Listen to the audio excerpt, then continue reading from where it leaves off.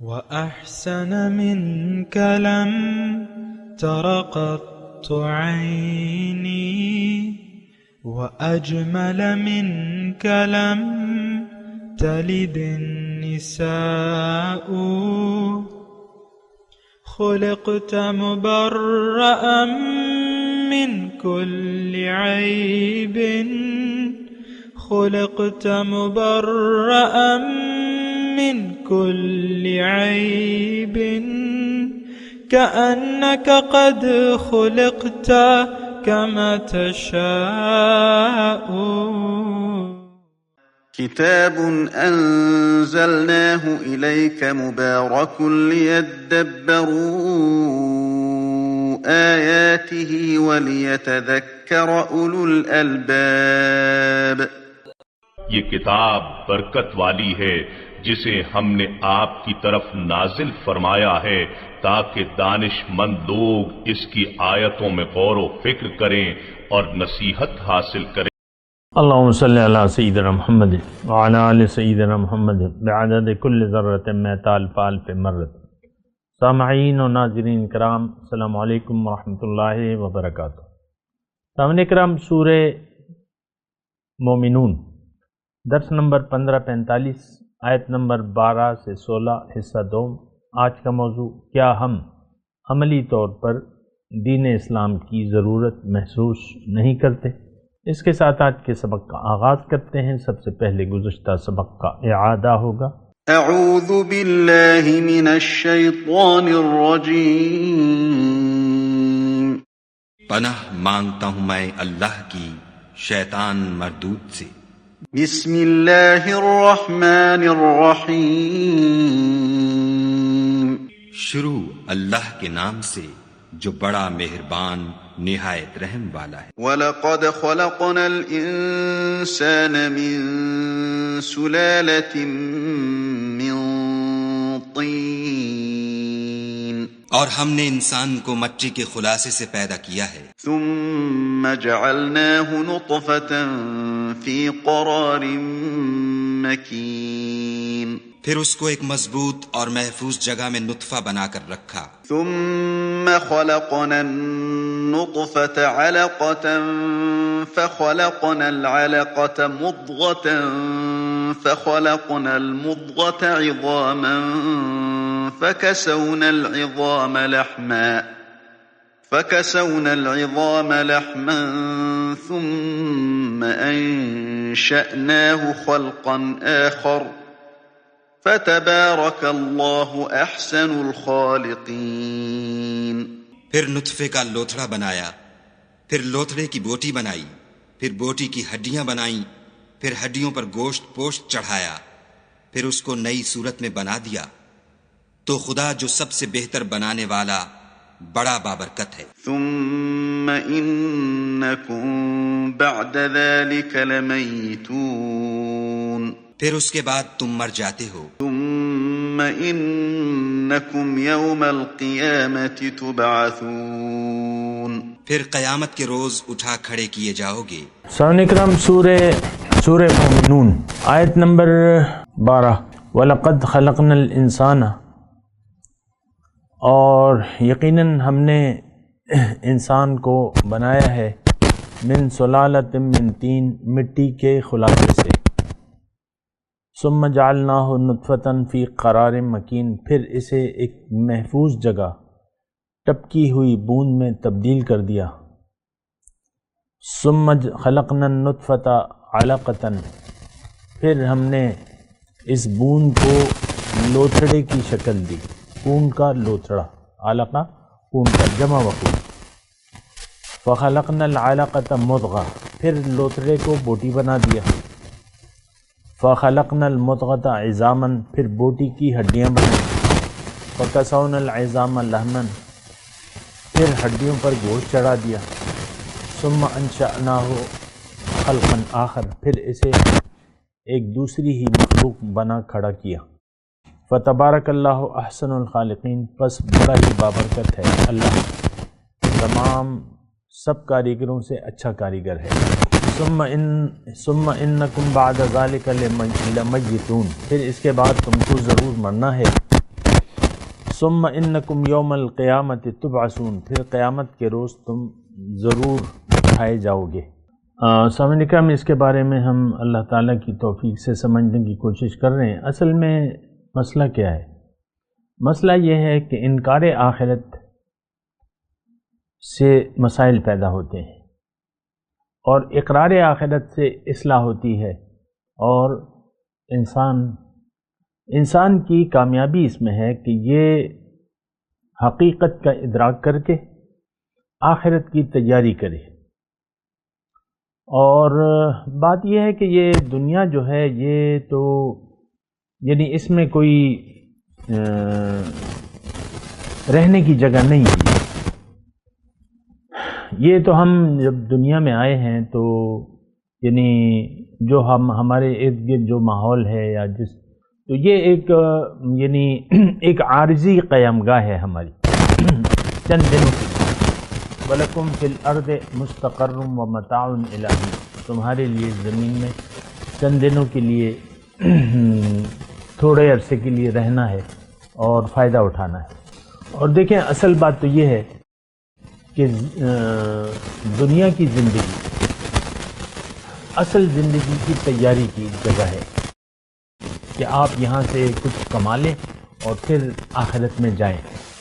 یعنی یہ حضور صلی اللہ علیہ وسلم کے الفاظ میں الدنیا مزرعۃ الآخرہ، دنیا آخرت کی کھیتی ہے۔ یا آپ نے اعمال صالحہ، ایمان اور عمل صالحہ کرنے ہیں، ایمان لانا ہے اور اس کے مطابق عمل کرنا ہے، پھر اس کا پورا اجر جو ہے وَإِنَّمَا تُوَفَّوْنَ أُجُورَكُمْ يَوْمَ الْقِيَامَةِ، قرآن میں اللہ تعالیٰ نے فرمایا کہ قیامت کے دن تمہیں پورا پورا اجر دیا جائے گا۔ یوم توفیٰ کل نفس ما کسبت لا ظلم اليوم، دوسری جگہ اللہ تعالیٰ نے فرمایا کہ اس دن میں پورا پورا بدلہ دوں گا، جو بھی جس نفس نے جو بھی کمایا، اچھا یا برا، آج کے دن ظلم نہیں ہوگا۔ دیکھیں میں آپ کو ایک بات کہوں، میں بھی بیٹھا ہوں آپ سے بات چیت کر رہا ہوں، قرآن کے متعلق بات کر رہا ہوں، آپ بھی بیٹھے میں سن رہے ہیں، تو یہ اس کا کوئی فائدہ نہیں ہے جب تک قرآن کو ہم اپنے لیے نہ سمجھیں اور اس سے نصیحت حاصل کرنے کی کوشش نہ کریں، پھر یہ سننا نہ سننے کے برابر ہے۔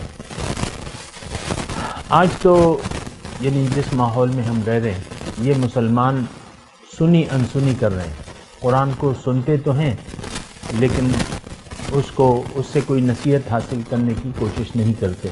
دیکھیں میں آپ کو ایک اور بات کہوں، اللہ تعالیٰ نے قرآن میں فرمایا ہے وَلَقَدْ يَسَّرْنَا الْقُرْآنَ لِلذِّكْرِ فَهَلْ مِن مُدَّكِرٍ، قرآن کو میں نے نصیحت کے لیے آسان کر دیا ہے، تو کوئی ہے کہ سوچے اور سمجھے، یعنی سوچنا اور سمجھنا۔ یہ اصل میں مضمون اس لیے کہہ رہا ہوں کہ یہ جب تک ہم اس کو خاص اپنے لیے نہیں سمجھیں گے نا تو اس کے یعنی سننے میں پڑھنے میں ہمیں کوئی لطف نہیں آئے گا۔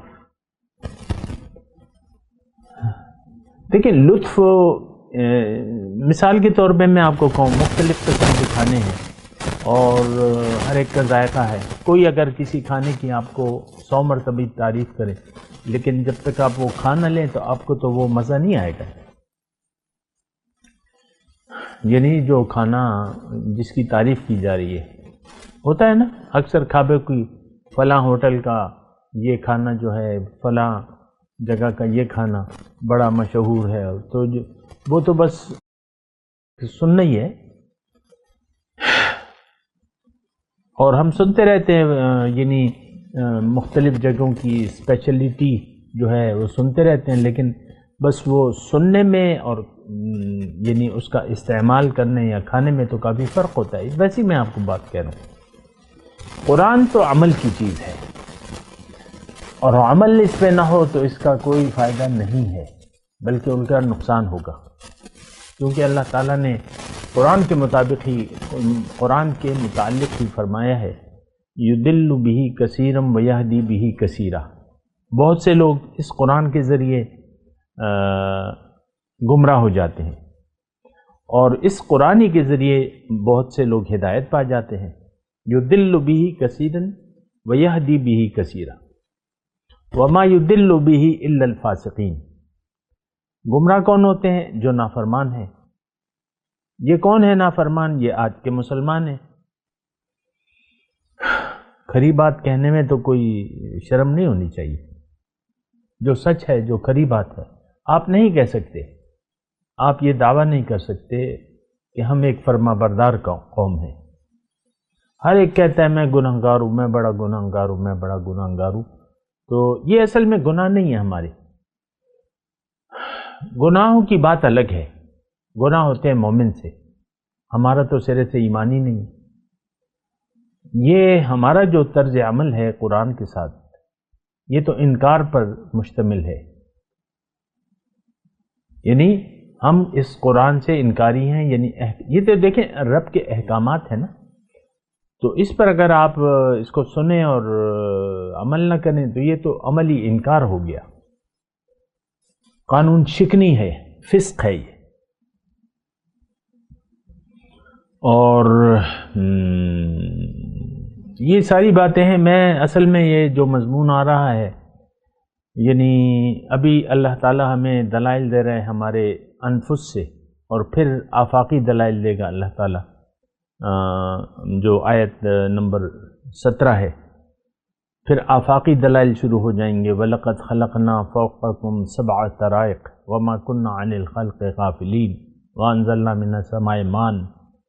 لیکن اس کو دیکھیں، میں ایک حدیث آپ کو سنانا چاہتا ہوں حضور صلی اللہ علیہ وسلم کی۔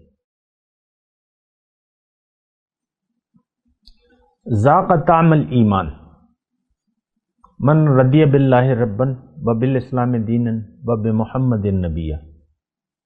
میں نے ذائقے کی بات کی نا، کھانوں کے ذائقے، تو اسلام کا بھی ایک ذائقہ ہے، اور یہ ذائقہ جو ہے وہ تو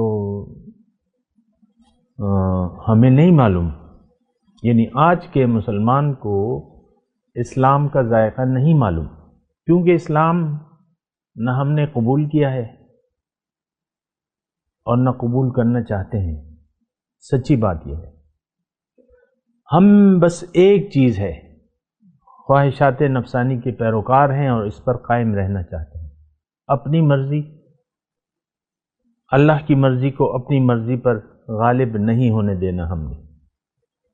وہ جو گھر میں دو بیٹھے ہوئے ہیں نا، میاں بیوی، یہ مثال میں سمجھ کے لیے دیتا ہوں، میرا کوئی کسی سے تعصب نہیں ہے، لیکن یعنی ایسی مثال جو آپ کے سامنے ہو۔ اب بیگم صاحبہ کو غصہ چڑھ گیا مثال کے طور پہ، یا اس کے میاں کو، اب وہ غصہ تو کسی چیز سے ٹھنڈا نہیں ہوگا، نہ اللہ کے حکم سے اور نہ رسول کے فرمان سے۔ آپ اندازہ لگا لیں، یعنی یہ نافرمانی ہماری سرشت میں داخل ہو گئی ہے، یہ سرشت میں ہماری داخل ہے۔ پھر اس میں طرفہ تماشا یہ ہے کہ ہم اس پر راضی ہیں، اس نافرمانی پر راضی ہیں۔ میں اب بہت سے لوگ ہیں میرے ساتھ آتے ہیں، شامل ہوتے ہیں اور پھر چلے جاتے ہیں کہ بھئی یہ تو ہم نہیں کر سکتے، یہ تو بڑا مشکل ہے، یہ تو ہم سے نہیں ہو سکتا، ایسا تو ہو ہی نہیں سکتا۔ بعض لوگ ایسا کہتے ہیں، یہ تو ناممکن ہے۔ تو بہرحال میں وہ حدیث آپ کو سنا رہا تھا کہ ذاق طعم الایمان، ایمان کا ذائقہ تو اس کو آئے گا جو اللہ کے رب ہونے پر راضی ہو جائے، اسلام کے دین ہونے پر راضی ہو، وبالاسلام دینا، اور محمد صلی اللہ علیہ وسلم کے نبی ہونے پر راضی ہو جائے۔ یہ تینوں باتیں ہم میں نہیں ہیں اگر حقیقی طور پہ۔ ایک تو دیکھیں سرسری طور پہ ہیں، سرسری طور پہ ہم کہتے ہیں کہ بھئی میں تو قرآن کو مانتا ہوں، اللہ کو مانتا ہوں، اللہ کے حکم کو مانتا ہوں، رسول کو مانتا ہوں۔ یہ کہنے کی بات ہے۔ ہمارا یہ حدیث کے الفاظ کیا ہیں؟ من رضی باللہ ربن، جو اللہ کے رب ہونے پر راضی ہو۔ اب اس میں تو بہت سارا مضمون ہے، آپ کو میں بتاتا بھی رہتا ہوں، مختصر طور پہ ابھی بتا دیتا ہوں۔ اللہ کے رب ہونے کا مطلب یہ ہے کہ آپ کی منزل اللہ ہو، آپ اللہ کے راستے پر ہوں، اللہ کے حکم کے سامنے اپنے سر جھکا دیا ہو، اور آپ کے زندگی کے ہر کام جو ہے وہ للہیت پر مشتمل ہو، آپ ہر وقت اپنی رب کے رضا کے جویا ہوں. یہ ہے رب کی رضا.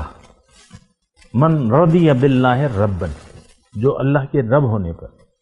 ہمارا اس وقت کی جو حال ہے، اللہ تعالیٰ نے، آپ دیکھ لیں، ہم ایک گلہ مند قوم ہے، شکایت کرنے والی قوم ہے. آپ دیکھ لیں اپنی، یعنی کوئی بھی اپنے حالات سے مطمئن نہیں ہے، وہ ان حالات میں اپنی مرضی کے مطابق تبدیلی چاہتا ہے. مختصر میں بات کر رہا ہوں. اور شکوہ، شکایت، آپ کی ساری دعائیں وہ دنیا کے متعلق ہیں. آپ کیا مانگتے ہیں رب سے؟ دنیا کے طلبگار ہیں آپ. اللہ نے جن حالات میں آپ کو پیدا کیا ہے، آپ اس پر راضی نہیں ہیں. بیوی ہمیشہ جو ہے شوہر سے شکوہ شکایت. یہ تو حضور نے فرمایا نا، وَتُكَفِّرْنَ الْعَشِيرَ، کہ تم شوہروں کی ناشکری کرنے والی قوم ہو. تو اور ناشکری تو ہماری، کیا مرد کیا عورت، یہ تو ہماری سرشت میں ہے ناشکری. ہم ایک ناشکری قوم ہیں. اس میں مرد اور عورت کی تخصیص نہیں ہے. عورتوں کا تو ایک خاص لحاظ سے حضور نے تذکرہ کیا ہے. ویسے تو ہم ساری قوم جو ہے وہ ناشکری قوم ہے. شکر گزاری اور ناشکری یہ دو مختلف رویے ہیں اور متضاد رویے ہیں. ہمارا زندگی گزارنے کا رویہ ناشکری کا ہے. ہم زندگی کو ضائع کر رہے ہیں. ہم نے زندگی کو سمجھا نہیں ہے، نہ سمجھنا چاہتے ہیں. جو سمجھا ہے ہم کہتے ہیں بس یہی جو ہم سمجھ رہے ہیں یہی ٹھیک ہے، مجھے رہنے دو، میں سمجھتا ہوں، سب کچھ مجھے معلوم ہے. عام طور پہ رویہ لوگوں کا یہ ہے کہ وہ بات سننے کو بھی تیار نہیں. اور قیامت کے دن جب یہ 2021 کے مسلمان، برائے نام مسلمان، دوزخ کے کنارے ان کو سب کے سب کو جھونکا جائے گا نا، وہاں پر یہ افسوس کریں گے، لو کننا نسمع او نعقل ما کننا فی اصحاب السعیر. کاش کہ ہم کسی کی بات سن لیتے دل کے کانوں سے یا عقل سے کام لیتے، آج ہم دوزخ میں نہ ہوتے. تو من رضی باللہ رب، جو رب اللہ کے رب ہونے پر راضی ہو گیا، وبالاسلام دینا، اور اسلام کو اس نے اپنا طرز زندگی بنا لیا، اسلام کے اخلاق اپنا لیے، اور محمد صلی اللہ علیہ وسلم کی پیروی پر راضی ہو گیا، ان کے اتباع پر یہ راضی ہو گیا. تو یہ شخص کو، یعنی یہ تین کام اگر کوئی کر لے، یہ تو کوئی، دیکھیں میں آپ کو کہہ رہا ہوں، کہتا بھی رہتا ہوں، یہ کوئی مشکل کام نہیں ہے، یہ بڑے آسان کام ہے. دین اسلام، ہم یعنی فطرتاً اسلام کی فطرت پر پیدا کیے گئے ہیں. ایک بات یہ نوٹ کر لیں، اللہ کی پکار ہماری سرشت میں داخل ہے، ہماری فطرت میں داخل ہے. ہم اللہ کو پکارتے ہیں مصیبت کے وقت، لیکن پھر اس کے بعد پھر شریک کرنے لگتے ہیں. یہ قرآن کا مضمون میں مصیبت کے وقت آپ اللہ کو دیکھتے ہیں، اللہ کو پکارتے ہیں، لیکن جب وہ حالات بدل جاتے ہیں تو آپ پھر شرک، اذا ہم بربہم یشرکون، یہ الفاظ ہیں. تو اسلام کا تو ایک خاص ذائقہ ہے، اور وہ بیان تو نہیں ہو سکتا. مثال کے طور پہ ایک بچہ ہے، 5 سال کا بچہ ہے، اس کو پتہ نہیں ہے کہ شادی کا کیا ذائقہ ہے، یا بچہ ہے یا بچی ہے. تو وہ آپس میں گڈے گڑیا کا کھیل کھیلتے رہتی ہیں، بچیاں جو ہے گڑیاں اور گڈے کا، لیکن ان کو پتہ تو نہیں ہوتا کہ اس کا ذائقہ کیا ہے، کیا ہے ہوتا ہے یہ برائے نام طور پہ. اسی طرح ہمیں اسلام کا بھی پتہ نہیں. یہ ایک کھیل ہم کھیل رہے ہیں گڑیا گڈے کا، اسلام کھیل رہے ہیں، لیکن ہمیں پتہ نہیں ہے اس کا ذائقہ کیا ہے. ذائقہ تو دیکھیں اہل ایمان کو پتہ چلتا ہے، وہ پھر کسی قیمت پر جو ہے اسلام کے خلاف زندگی نہیں گزارتا. ہماری زندگی تو دیکھیں ساری اسلام کے خلاف ہے. اللہ کے سامنے ہمارا سر جھکا ہوا نہیں، اٹھا ہوا ہے. ہماری گردن میں سریا ہے، ہم متکبر قوم ہیں۔ کون؟ آج کا مسلمان۔ بہرحال تو اب یہ مضمون، اصل میں اس مضمون کو میں کوشش یہ کر رہا ہوں، یہ تو میرا ابتدائیہ ہے گزشتہ سبق میں بھی، کہ میں کہہ رہا ہوں کہ آپ اس سمجھیں اس کو۔ اب یہ مضمون اگر آپ سمجھ لیں، اس کا مطلب یہ ہے کہ آپ نے اپنے جسم کی حقیقت کو پا لی۔ انسان کا، یہاں تو اللہ تعالیٰ انسان کا تذکرہ کر رہا ہے نا، اس میں روح کا تذکرہ نہیں ہے، لیکن روح جو ہے وہ جسم کے تابع ہے۔ انسان یعنی روح جو ہے وہ اس جسم کے تابع ہے۔ روح تو مجرد تو نہیں ہوتی، مجرد تو عالم ارواح میں تھی، دنیا میں آئی تو یہ انسان بن گیا۔ اس کو اب انسان کا جو ظاہر ہے تو اس کی بات ہو رہی ہے، اس کی حقیقت اللہ تعالیٰ کہہ رہے، اور یہ اس میں مضمون یہ ہے کہ آپ اپنی حقیقت پر تو غور کریں، آپ تھے کیا چیز؟ تمہاری، اے انسان، تمہارے جسم کی ابتدا، تم اپنے جسم کی ابتدا پر غور کرو، تمہاری حقیقت کیا تھی، اور درجہ بدرجہ جو ہے تم کیا صورت اختیار کرتے رہے۔ پانی کا ایک قطرہ، نطفہ، ظاہر ہے کہ ہماری زندگی کی بنیاد تو اسی میں ہے۔ ایک قطرے میں کروڑوں جراثیم ہوتے ہیں اور کافی قطرے ہوتے ہیں، تو وہ اب اس میں یعنی وہ دیکھا تو نہیں جا سکتا، خوردبین سے آپ دیکھیں گے تو وہ یعنی اس میں حرکت نظر آئے گی آپ کو۔ یہ ابتدا ہے آپ کی، یعنی انسان، دیکھیں ایک تو مخلوق ہے اور پھر خالق ہے، دونوں میں بڑا فرق ہے۔ ہم مخلوق ہیں اللہ کی، ہم جو ہے اللہ کی مخلوق ہیں، اور مخلوق تو مخلوق ہے اور خالق خالق ہے۔ فتبارک اللہ احسن الخالقین، ابھی ہم نے پڑھا ہے، فتبارک اللہ احسن الخالقین، خالق اور مخلوق۔ ہم مخلوق ہیں، ایک خاص مقصد ہے۔ ابتدا آپ اپنے جسم کی لگا لیں، یعنی آپ دیکھ لیں ہمارا کتنا تکبر ہے۔ میں بھئی جرنیل ہوں، میں وزیر اعظم ہوں، آپ دیکھ لیں انسان کیسے تکبر میں مبتلا ہو جاتا ہے۔ یعنی اپنے اللہ تعالیٰ جب اس کو بناتا ہے، یا وہ جوان ہوتا ہے اور وہ مختلف، تو وہ جرنیل ہو سکتا ہے، وہ وزیر اعظم ہو سکتا ہے، صدر ہو سکتا ہے، اور وہ متکبر بن جاتا ہے۔ اس میں تو کوئی دو رائے نہیں ہے، کافر ہو یا مسلمان، آج کا یہ سب متکبر ہیں۔ یہ دیکھیں، آج کا مسلمان اور کافر ایک ہی کشتی کا سوار ہے، اور وہ دنیا کی کشتی ہے۔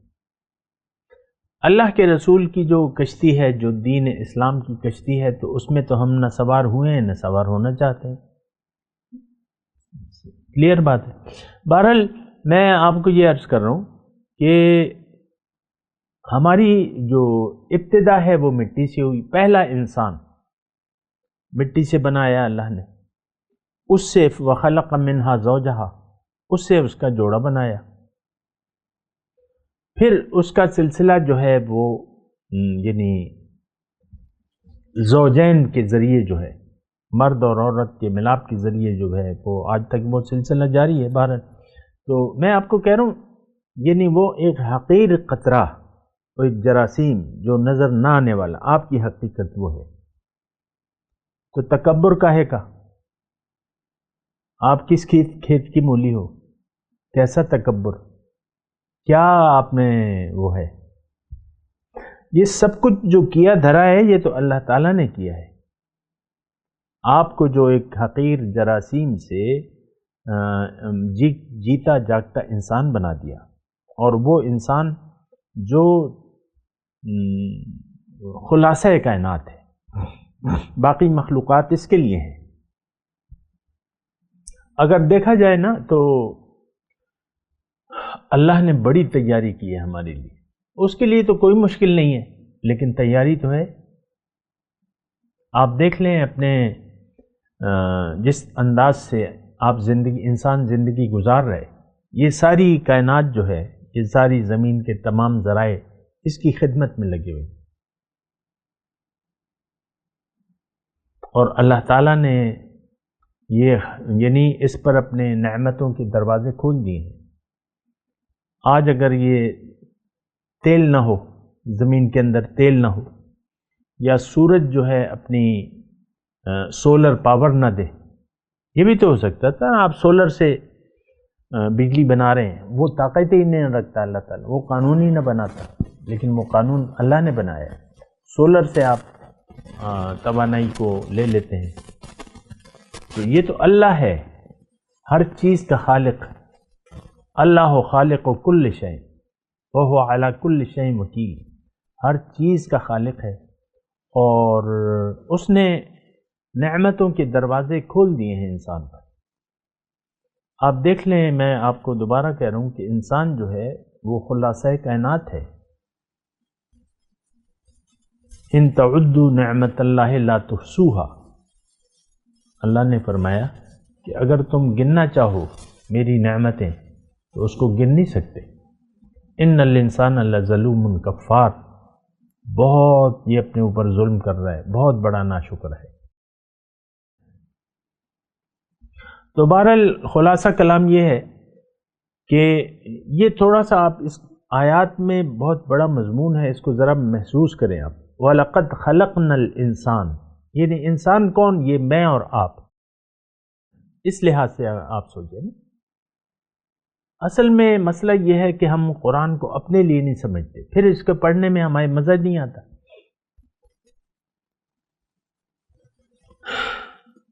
دیکھیں قرآن کیا ہے؟ یہ علاج ہے ہمارا، یہ دوائی ہے، اس میں شفا ہے۔ آپ اپنے آپ کو بیماری نہیں سمجھتے تو پھر آپ کیا اس کا وہ کریں گے؟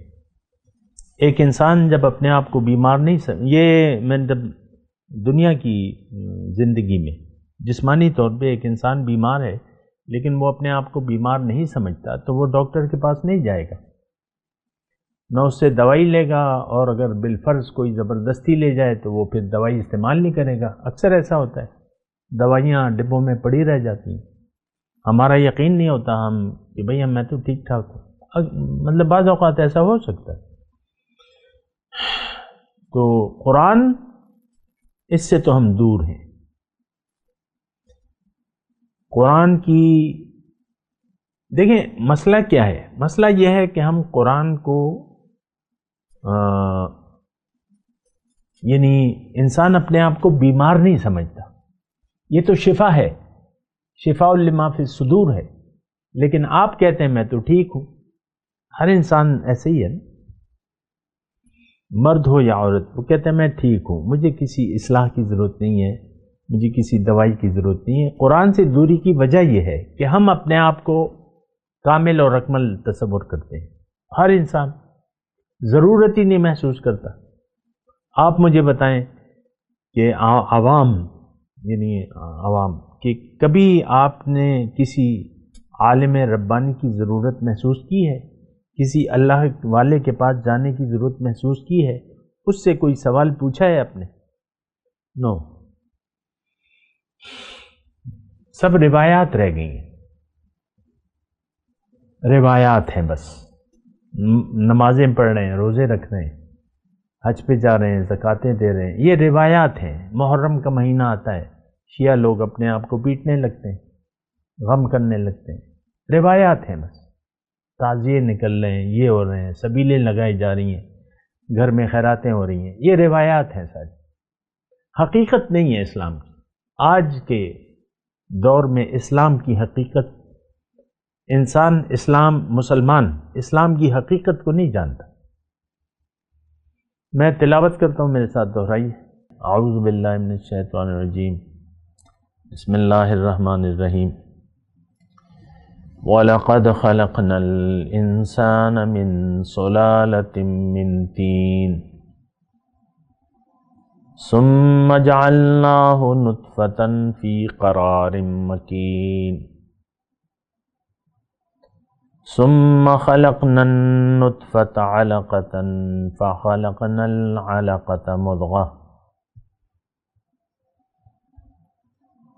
فخلقنا المضغة عظاما فكسونا العظام لحما